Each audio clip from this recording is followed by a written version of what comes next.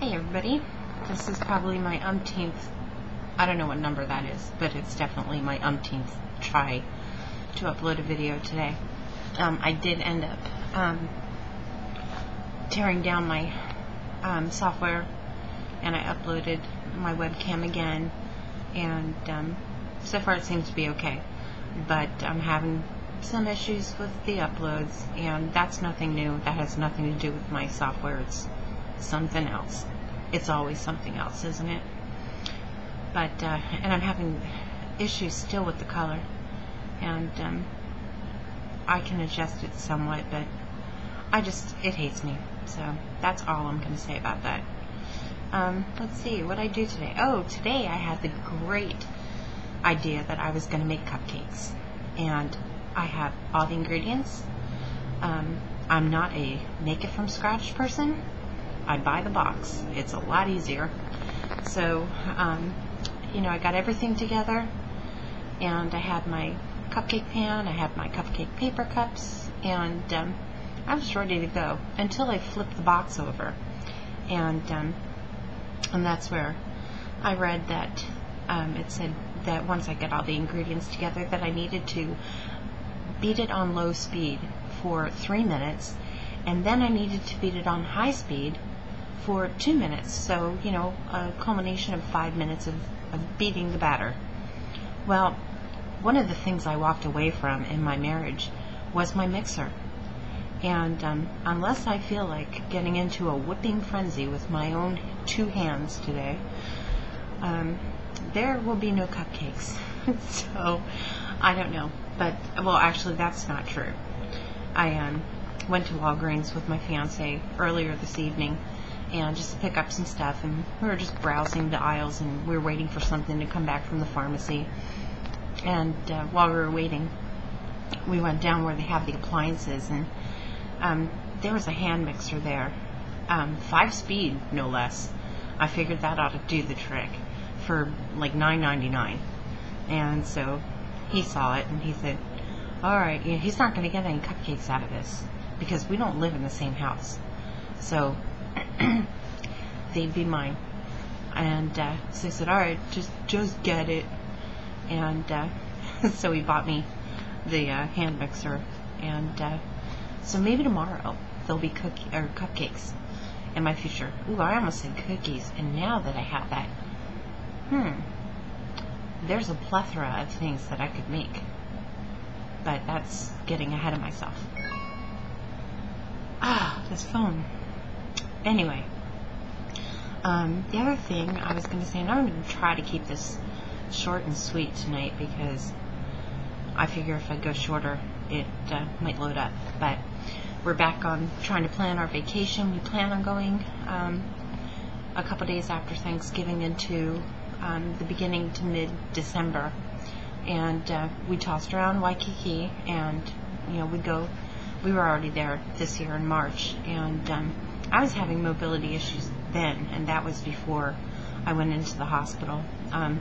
My trekking up to Hanama Bay, to get to Hanama Bay, I had to take a break every couple of minutes, and I'm too young to have to take breaks for walking.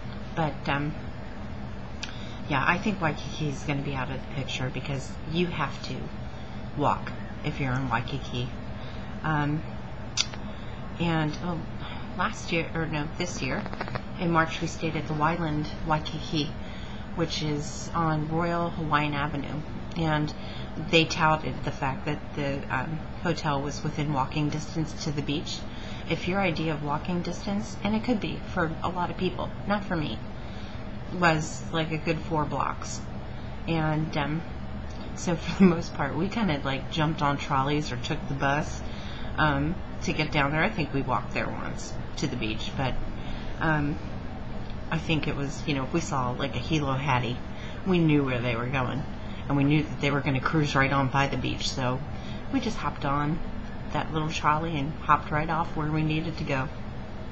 The year before that, we stayed at the Hyatt Waikiki, which is on Kalakaua Avenue, which is the main strip.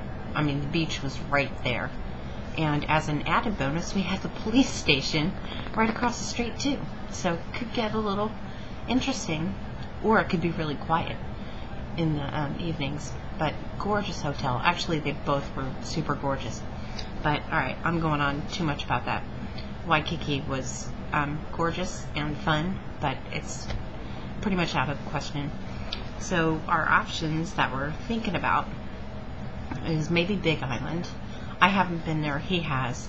I think he's been to all the islands, and he has family, or had family in Maui before they came to the mainland. And so he was thinking about the Big Island, and then we were thinking about Fiji. His mom and dad were born and raised in Fiji. They're not islanders, but they're East Indian, and so I guess there's a lot of East Indians, from what he says, there. And so we wouldn't have any kind of language barriers because he's fluent in Hindi and Punjab. So that wouldn't be an issue. But it's really expensive, super expensive.